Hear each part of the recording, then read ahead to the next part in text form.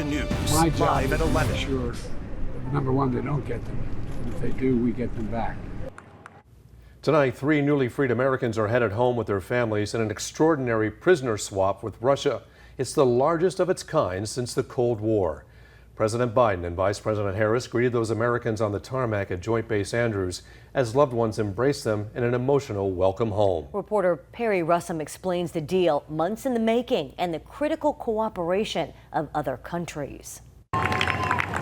Tonight, the American prisoners freed from Russia now on U.S. soil, landing at Joint Base Andrews in Maryland. What did you have to say to the 3 Americans and their family members, sir? Welcome home. New video from the Russian Defense Ministry shows part of the historic prisoner swap. Wall Street Journal reporter Evan Gershkovich and former Marine Paul Whelan being led to a plane in Russia.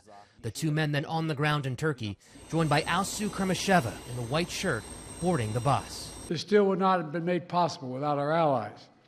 Germany, Poland, Slovenia, Norway, and Turkey, they all stepped up and they stood with us.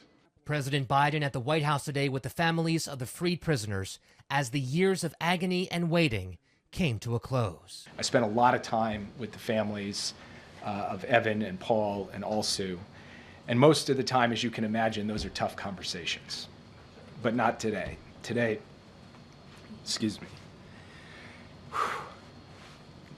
Today was a very good day. The White House says in the deal, no Russian sanctions were lifted and no money was paid. In Russia, Kermasheva was convicted of spreading false news about the Russian army. Both Whelan and Gershkovich were convicted of espionage. All 3 strongly deny the allegations. Gershkovich's conviction came just 2 weeks ago. Whelan's twin brother, David.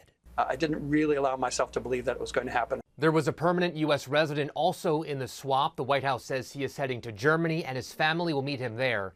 He is expected to be back in the U.S. soon to meet with President Biden. Perry Russum, ABC News, Washington.